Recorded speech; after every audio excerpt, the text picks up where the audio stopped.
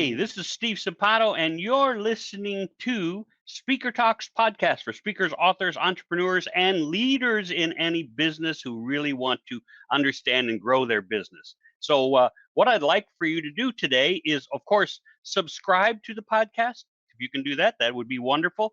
And then I'm going to introduce you to an absolutely phenomenal individual. I met him actually about a week ago, and he actually is a top quality individual. And I'll tell you, Adam Hommey is who we're talking about here. And he's a speaker, an author, a trainer, a consultant with 20 years experience.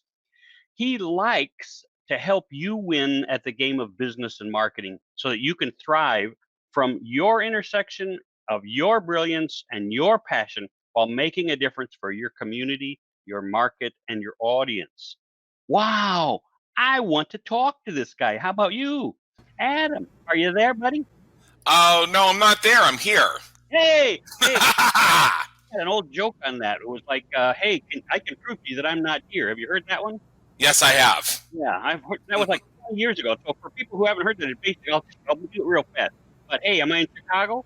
No. Am I in London? No. Am I in Bismarck, North Dakota? No. Well, if I'm not in those three places, right? How's it go, Adam?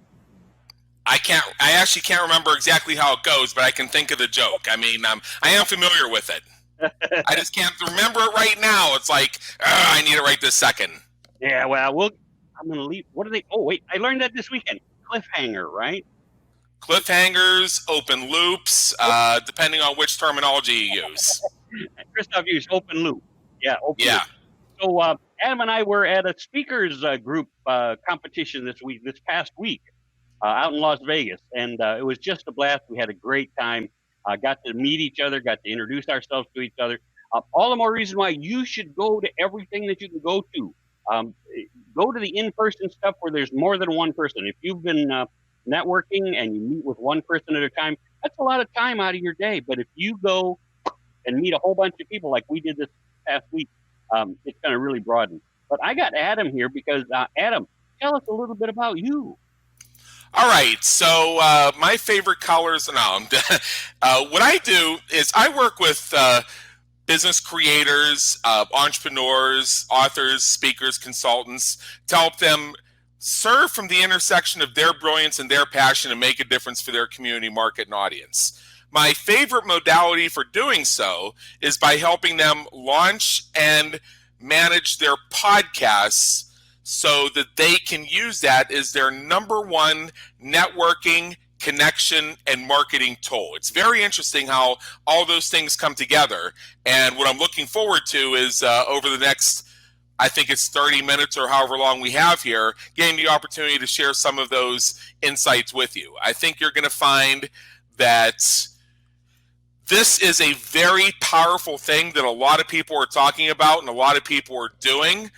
But unfortunately, up until now, I have not heard enough in the conversation about how this helps serve one of the goals that you, Steve, mentioned yourself, which is how to meet many people at the same time instead of trying to meet them one at a time. And if you think about it, especially in this day and age, it's a way of getting out there and attending as many things as you can without even necessarily having to leave your place. You know, one thing that Adam said there was, he says, I teach people how their podcasts are powerful. And sorry, but most people just do a podcast, get on, talk to somebody, and put it out in the Ethernet, and then say, hey, I got a podcast. And they don't make any money at it. They don't make any fame or fortune. What's the deal? All right, so I think there's a few things going on here. One of the issues is that folks are so focused on sound equipment. I have seen people post in podcaster discussion groups, and I belong to a whole bunch of them, about how they just spent $1,000 on all kinds of microphones and soundboards and soundproofing equipment. I saw somebody who was in the process of having another room added to their house so they could do their podcast. But the challenge is a lot of these folks have not narrowed down one of the three most important things that I believe you should have in order to have a successful, lucrative podcast, which is to simply identify your avatars. And what I mean by avatars, many of us have heard the term avatar. You develop your ideal customer avatar. In our program, we recommend that you actually create 3 avatars. The first one is of yourself. You may be thinking, what? I'm literally going to create an avatar of me? Actually, yes, you are. What that exercise does is enables you to look at yourself from the outside looking in and see things about yourself, your brilliance, your passion, and why you're in this that you may not gain from regular forms of introspection. So by literally filling out a worksheet that describes yourself, you surface some of these issues and you identify new opportunities. The second avatar, of course, is the listener. Who do you want to reach? Who do you want to have tuning in? Who are these people and how are they ideal prospects, ideal clients, ideal referral partners, ideal business allies? And then the third, obviously, is the guests you want to interview, because it's a combination of who that guest reaches and how you connect with that guest that's going to create the magic. If you have those 3 things in place, you are doing more than, I would say, 75 to 80% of podcasters out there today. And that's interesting, because you say most people think they do those things without having to do them. I mean, they don't sit down. I don't think I've talked to 10% of the people that I talk to, Adam, who say, I sat down and did my avatar.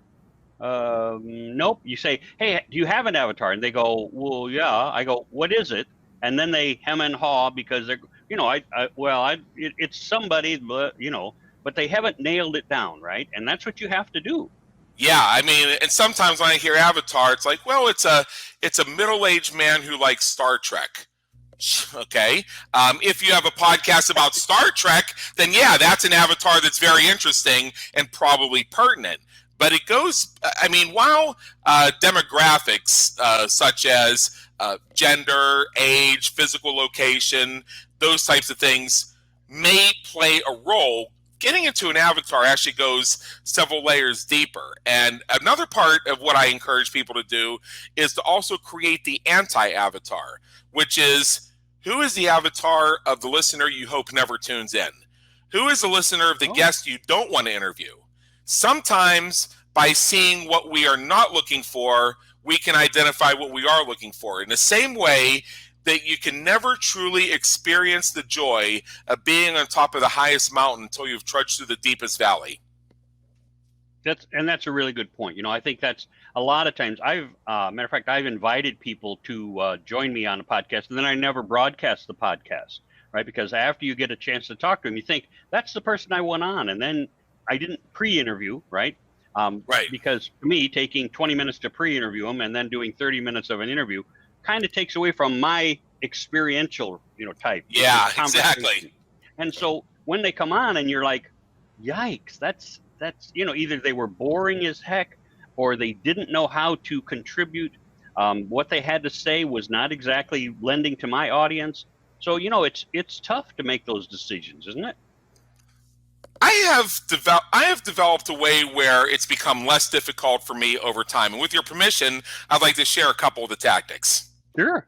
Okay, the first item is when you go to, let's say, my podcast, for instance, the Business Creators Radio Show, one of the longest continuously running entrepreneurial podcasts on the air today, and also one of the most guerrilla podcasts on the air today. It doesn't even have intro music. So at least as of this recording, I may get to that point at some point along the line. I've deliberately kept it simple because I want to use it as an extreme example of how anybody can be successful when they focus on the things that are going to move them toward their goals. So to be on the Business Creators Radio Show, even if you and I are really good friends, and I've personally invited you to be on the show, you're still going to have to fill out my application. Now, in the conversation, I may frame that application. Instead of using the word application, I may use a phrase like interview information form or something along those lines. But the point being, there's a few things that I want every guest to tell me, which is, a short bio snippet so I have an idea of where they fit in the grand scheme of things. I want them to tell me what they would like to see as the title of the interview. Because when you're podcasting, you may have a search engine marketing goal in mind. So if you're on a podcast blitz because you're launching a book, you want lots of episodes that have the title of your book. If you're looking to get found by a certain key phrase, you want lots of episodes out there with that key phrase next to your name to create the natural correlation over time. And I want them to submit to me at least 5 suggested interview questions. That doesn't necessarily mean we're going to do a Q&A interrogation type format, but what giving me those questions does is allows me to see, without having to do any further research, what they bring to the table. What is their intersection of their brilliance and their passion? What is it that they truly want to speak about? I candidly, like you and many others, I don't have time to listen to 5 other episodes where they spoke about substantially the same thing. And I am an altruist, I guess. I believe that if you're out there saying I'm ready to be a podcast guest, you should be taking it your word until you show otherwise. And I can tell you that if somebody's a really dud guest or they're a high maintenance guest or something along those lines, trust me, that word gets out. I think you know what I'm talking about. Yeah. And there aren't too many of them. They're mostly, we're mostly dealing with fantastic people here. So I've heard some griping about, well, if I'm going to be a guest, why do I have to submit this stuff? Now, these are folks who have never been on major media. Do you know you have to submit in order to be on major media? It's I was on NPR once, and it wasn't even for my own topic, and I had to do all kinds of submissions. I was actually going along with somebody who was the actual guest on that show to provide testimony to that other person's message, and even I had to go through a process, and I was just there to basically say, "Yep, that's right." But I had to go through it as well, especially when you're dealing with that type of media. They are going to want questions from you. You may have seen these stories, and sometimes you see these clips on YouTube of celebrities that walk out on interviews. Oh, yeah. And the majority of the cases, it's because that celebrity gave the interviewer a framework for what they're allowed to ask, what they should ask, and what they better definitely not ask. Yep. So when they go into this category, they're out of there. Sometimes that is for legal and contractual reasons. Yeah, that's right. You know, and most people don't understand. Again, it's back to, we'll talk about this lockdown real carefully in this. And that is the people who are screaming, keep your mask on and stay locked down, are the people who have jobs, right? And they do not relate to the people who are absolutely dying and frying out there because their jobs have disappeared. So like you said, these people have this agenda while these people have that agenda. And if you don't clarify, right, you'll never see each other's point of view. That's the same thing with getting on those podcasts or getting on the, like you said, getting on the media. You have to be specific contractually, all this other stuff. You have to know exactly what you're allowed to say and not allowed to say. That's really important. Yeah. Well, you also have to know the shot. I'll give you one more example, and this is one of the more famous ones. When Robert Downey Jr. walked out on an interview because the interviewer started asking questions about how Downey's time in prison shaped his character development, and he just stood up and walked out on the interview. It's because the purpose of the interview is to promote a movie. Know why your guest is there in the first place. And the process that I have in place kind of susses that out, because if they're there to promote a book, they usually come out and say, we're here to promote a book. Yeah, that's right. So in that case, I know, tell me a few things about the book. Give me some questions about content in the book, and I'll make that book sound really good and send you some readers. Yeah, that'd be cool. And, you know, and that's when you talk about, and you talked about this when you spoke in front of the group. You said something about coffee shops are really expensive, right? So yeah, explain to me what you mean by that. This, for some reason, this is one of the most popular things from my talks. This is the thing that people ask about over and over and over again. I like to point out that meeting somebody for coffee can cost you $1,500. And you're thinking, yeah, I know that there are certain coffee shops that are pretty really expensive. Yeah. $1,500? All right. I might want to try that one time. That better be great coffee. Let's break it down. The amount of time you're probably going to spend on a coffee meeting altogether is about 3 hours. So you're going to have, even before you leave your home office, you're going to have about 30 minutes of ramp down where you have to start weaning off what you're doing, getting ready to go, and you can't get into anything that's going to require any focus. So you're losing time there. Then when you get back, to get back into work mode, you're going to need about 30 minutes to ascend back into being in focused on what you're doing. In fact, there's university studies that have been conducted that I cite in my book, Groundhog Day is an Event, Not a Business Strategy, that show that the number is 23 minutes and 15 seconds. So you walk away from your work for a while, then you come back to it. 23 minutes and 15 seconds to get focused again. You grab that. I want to know who studied that, right? Yeah, it's actually university studies. You see your phone ringing, so you grab it real quick, and it's not a call related to what you're working on right now. Now you've been thrown off track. 23 minutes and 15 seconds to get back in. So already we have an hour gone. Now you hope that the round trip to and from the coffee shop is only 30 minutes. You hope that there's no traffic, there's no road work, that there's very convenient parking. And once you get to the place, you're lucky if you're only there for 90 minutes. And 30 minutes of that is chewed up with, oh, did you find the place okay? And waiting in line to get your coffee and for them to call out your name. And bagel. Yeah. Mm-hmm. All right, so now we're up to 3 hours. So let's assume your hourly rate, the true value of your time is $500 an hour. For some people, that might actually be $5,000 an hour. So whatever it is, I just like to use 500 because it's a nice identifiable number. 500 times 3 hours. No good at math in school, but I know that equals $1,500. Well, when I heard you say that before, I was like, that's an impressive number. I have to admit, I always work from the small side, and I go, okay, yeah. So because people will go, well, your time, Steve, your time's not worth $500. I've talked to you before. Wow. If we're talking business time, right? I get paid $10,000 to go on a stage for an hour's worth of time and tell them what they want me to tell them, right? So $10,000 per hour. How much does that break down into when you start talking about this and that? But I like to go back to, what if it was only $50? What if you're only making $50 an hour? What if your home salary is only $120,000 a year? Then that's $50 an hour. Well, like you said, that's still 3 hours of your time at $50 an hour. That's $150.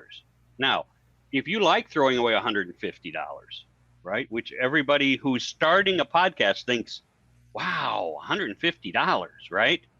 $150 right here. You want to throw it away? Yeah. I'll make sure I'll make sure that $150 goes to a safe place. That's right. It will be well taken care of, I promise.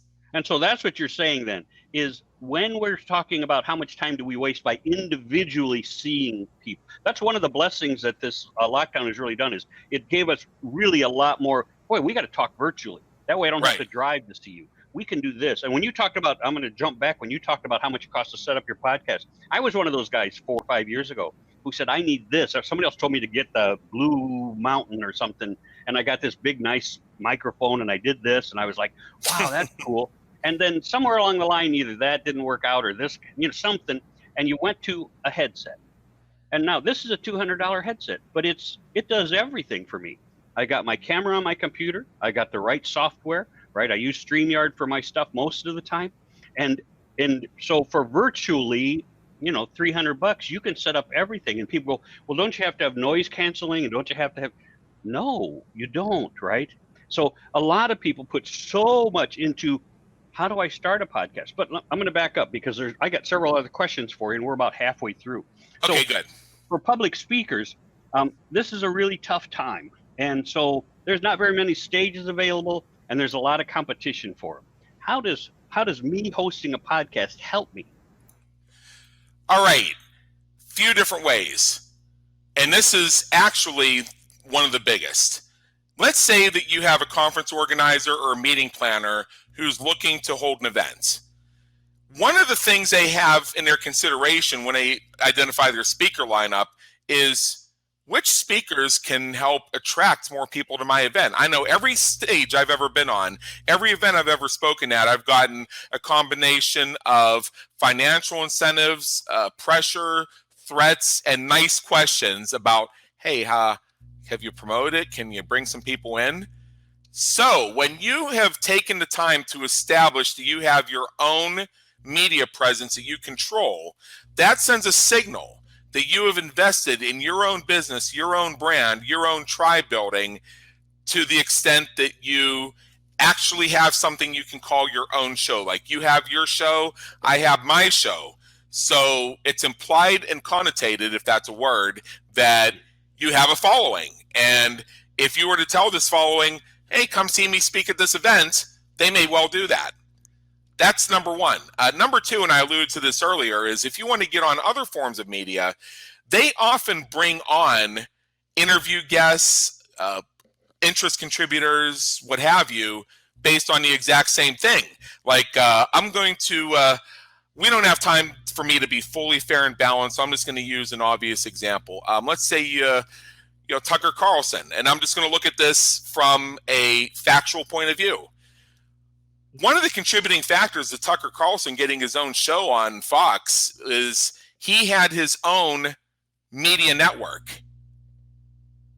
He showed that he had the ability to not only be a host, but to actually build one of these things. He then sold it, and there was some progression of steps that led to him getting the show on Fox News. Now, I believe there's somebody on MSNBC. It might be Chris Hayes who accomplished something very similar. How about Jesse Waters might be Jesse Waters is another example, too. These are folks, and it's the exact same thing. So if you want to be taken seriously by larger forms of media or legacy media, mainstream media, whatever label you want to put on it, showing that you have invested in creating your own network increases the chances you're going to get that gig. Simply because you're going to go to your own network and say, hey, look, I was on Fox, I was on MSNBC, I was on CNN.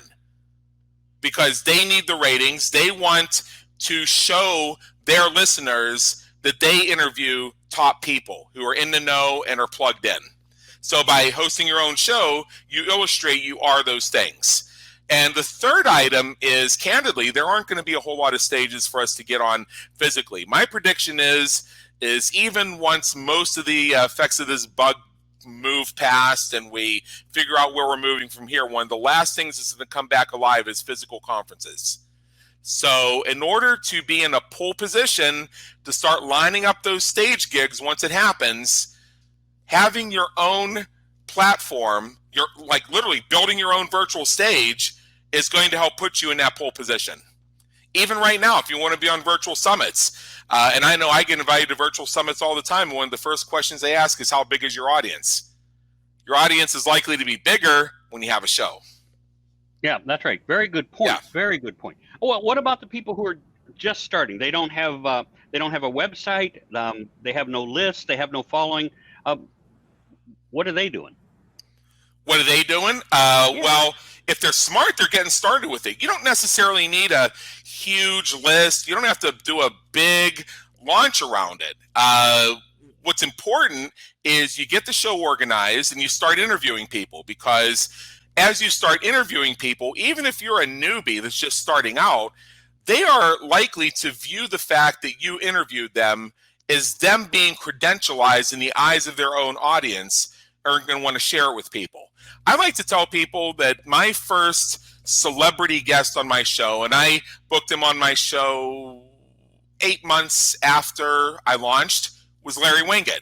Now, Some folks may be thinking, oh, humming. Oh, my goodness, it's Larry Winget. Is he gonna tell me that my show's my own damn fault? Is he gonna tell me to get a pair or grow a pair? Larry is actually one of the easiest guests I've ever had to interview, one of the most fun and one of the greatest hits. And I'm not just saying that because he's Larry Winget, but because I'm about to make a very important point for those who worry that they may never get anybody of consequence ever appear on their show. Folks at the Larry Winget level are actually more likely to be willing to come to your show and less willing to throw all kinds of preconditions on it, because they recognize that their voice is amplified when they raise other voices with it. So, candidly, how I got into the show is, it turns out that my assistant is friends with his wife, and they asked Larry if he'd want to be on the show, and he said yes. He and I have spoken about this one-on-one, so I'm not revealing any secrets here. And I would also want people to remember that I believe in the whole 6 degrees of separation thing, and I have done so many things to show how I'm within 6 degrees of separation of some pretty amazing people. You probably have that going for you right now, and the only thing that's currently in your way of exercising the value that comes with that is asking.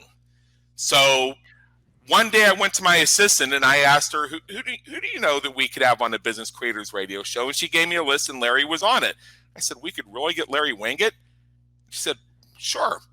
Like okay. If you can get me Larry, I'm not sure if whatever. Probably. And then an hour later, I saw a completed application, BCRS episode interview application from Larry Winget. And then I saw another thing, and I saw another thing come in. Larry's interview is scheduled for, because all my systems were in place to capture all that information. Well, I was thinking, oh, this is a pipe dream. They went ahead and got it done. Well, I think you said something right there. So for all podcasters, both the new ones and the experienced, how do you, like I've had on, I want to say Cheryl Teague, but I can't think, a supermodel way back when, I had this person on, you have all these people on. And how do they get on? Well, it's simple. You just, when you see them online somewhere, you just say, hey, would you like to be on a podcast? Now, one of my podcasts called The Happiness Agenda. The other one is called Speaker Talks, right? Podcast. Yeah. And so when you say, you got to decide which one do I want if you're doing two. But it's one of those situations where all you got to do is, like you said, ask.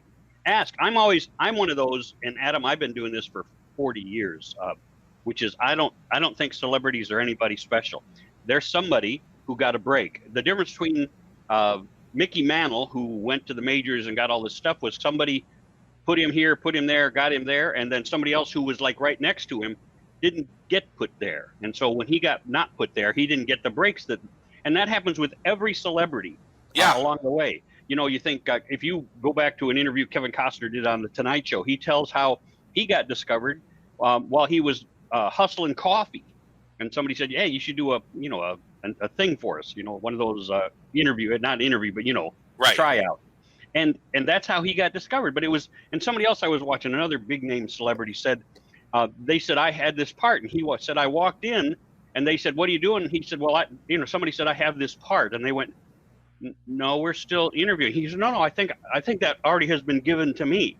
And I'll say, one of the big directors sitting right here, Steven Spielberg or somebody said, I don't think we've given it out yet because I'm the guy who gives it out. And he goes, well, you might as well give it to me because I'm here and I told you I have it.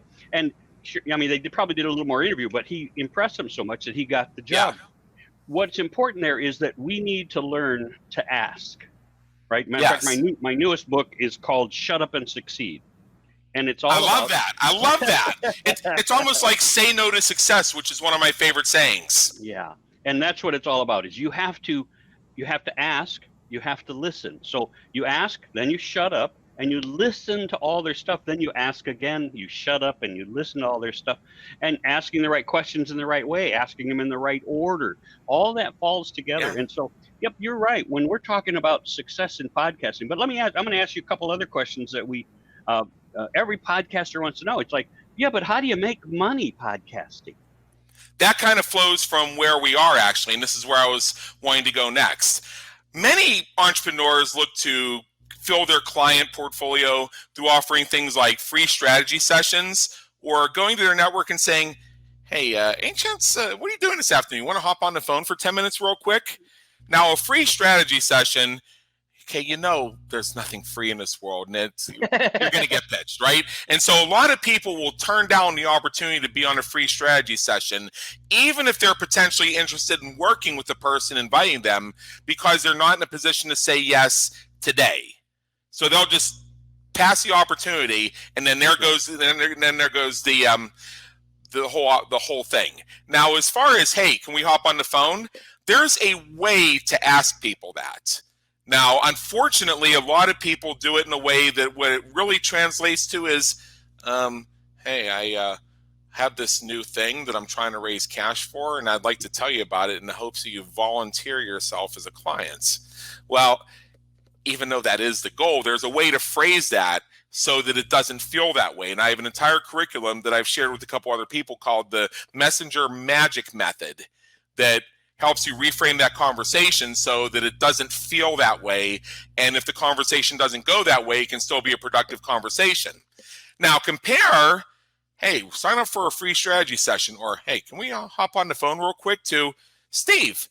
I saw that post he made on Facebook yesterday, and I really liked it. This is the type of stuff we talk about on my podcast, and my listeners eat this topic up. Would you like to be a guest? What a great line that is. That sounds a lot easier to say yes to. Writing that down. You should pause this, back it up, write it down. That's why you get on these podcasts, is to learn one tidbit that will blow your mind, and that one just blew everybody's mind. Now let me build upon that further. So after Steve and I have a conversation, let's just put you in a position of being the guest. We're going to flip this. We're going to flip the paradigm here a little bit. Let's say I do go to you a little bit later and say, "Yo, Steve, what's up, man? You got 10 minutes for me?"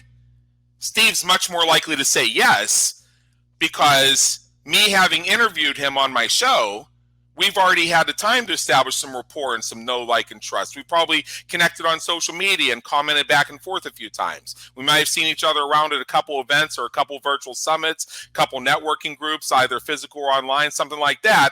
All as a result of me saying, "Steve, I liked what you posted on Facebook. That's exactly what we do on my podcast. My listeners would eat it up. Want to come down?"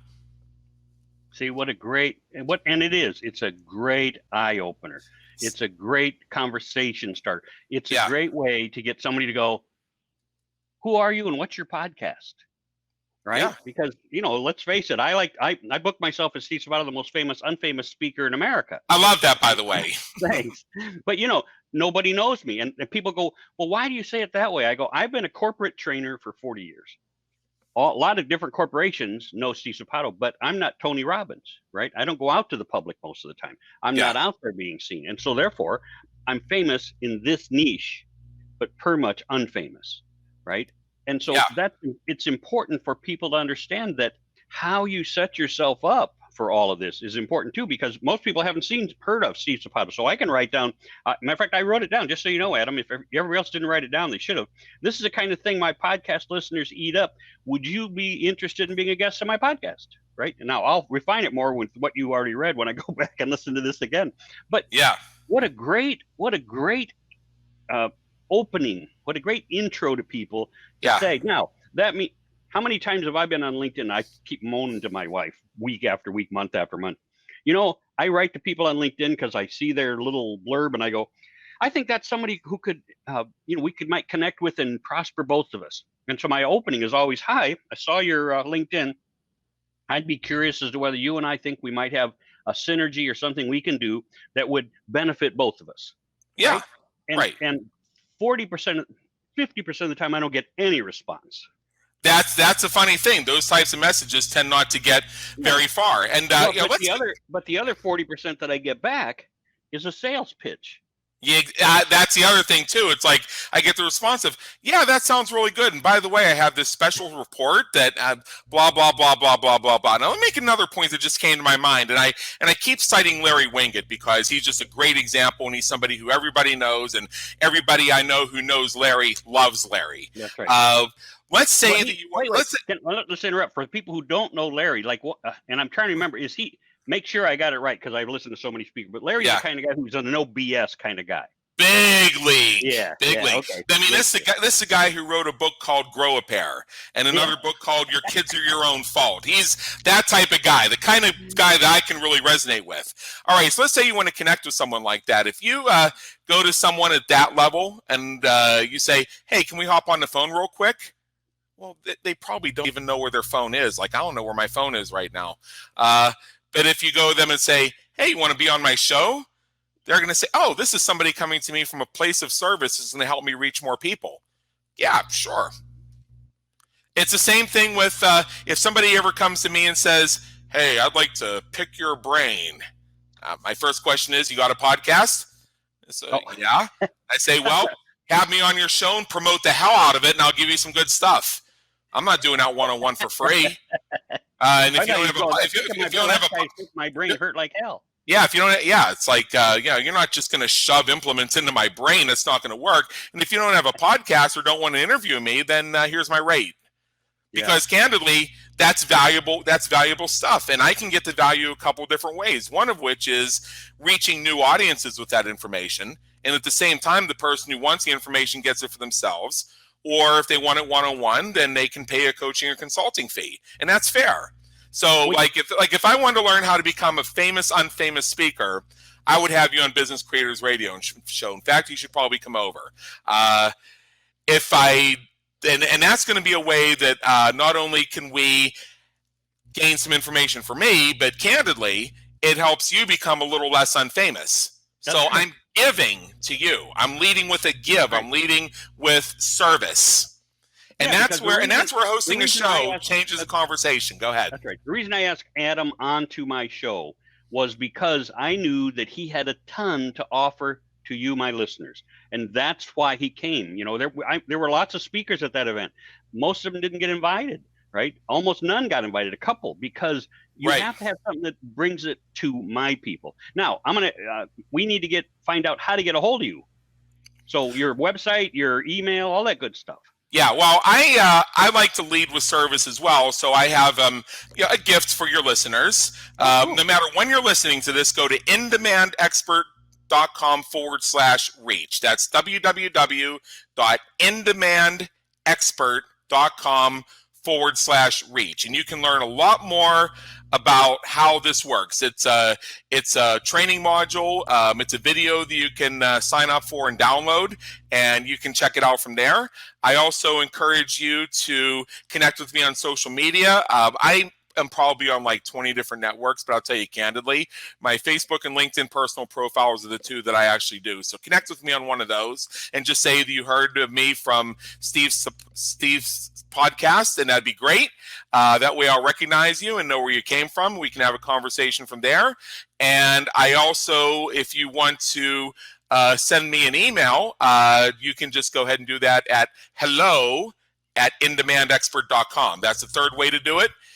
And we will go from there. So I really am very excited to connect with more people. I have more information on this topic if you're interested in discovering how podcasting can lead you to monetization. And then, Steve, will you allow me to make one final point about that? Absolutely. People ask, how do I monetize my podcast? And a lot of times they're thinking listeners, downloads, advertising rates.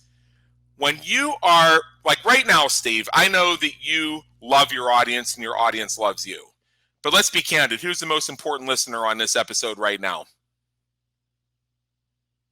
Me. It's me. Because I'll tell you exactly why. And now I want everybody to pause and flip that and imagine yourself as the host. And you have one important listener, and that's the person you're listening to. They are the one person who's guaranteed to be there for the entire show. They're the one person you're going to pretty much be guaranteed the opportunity to chat with before and or after. They're the one that's going to be there right now where you can say, hey, I'd like to chat with you about this more. How do I get on your calendar for a follow-up? That's really why you want to do it. And that's how you monetize, because that's how you find prospects, clients, referrals, and business allies. You know, that's a really good point. I talk about it all the time. One of the things when I teach people to speak is to take the I's, me's, my's out of our conversation, because it's always should be about your audience. And that's true here. I was thinking between my audience, you and me, of course, it got those three. So which one's the trick question? But it really is. If you make your podcast guest absolutely the pinnacle, because that's what you're here for. My job now is to promote Adam, to move Adam forward, to make sure that you all come back and listen to his podcast, listen to this podcast. Yep. So I've got one more. I've got one more if you'll allow me. Yeah. Another question I get from folks is, why would I interview people on my podcast? Because now I'm just helping to promote their business. All right, I'm going to tell you something very candidly. Now, just a moment ago, I'm saying, hey, look at me. Hey, what has two thumbs and is the most important listener here? This guy, right? So now I'm going to share something else that's going to happen. Being on Steve's show raises my value in the marketplace. So when this episode is out there, I'm going to share the fact that I was on this episode. I'm going to encourage my audience to tune into this. So the fact that Steve interviewed me credentializes me. As a host, you have that same power of influence where you being the host credentializes others and makes them want to be on your show and want to celebrate the fact that they're on your show. That will get more people tuning into you. When they like what they hear, they'll subscribe to your show for more episodes. They'll connect with you on social media. You'll grow your network that way. So now you have a couple different paths to monetization.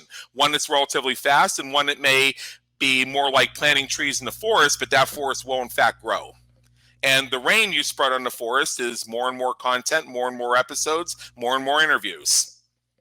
Very good information. I told Adam I'd have him here about 30, 35 minutes. We pushed past that mark, and that's why he kept asking, can I have your permission to do more? Because he knows how important that time frame is. And I'm also very giving. I'm also very giving, as you can see. That's right. So as long as your guest is giving value, how do you say no to that? And you as my listeners have gained so much more in terms of this just by staying on another 5 minutes. So Adam, I sure appreciate your time today, my friend. And where do you live, Adam? Are you out of Vegas? I'm in Las Vegas, Nevada.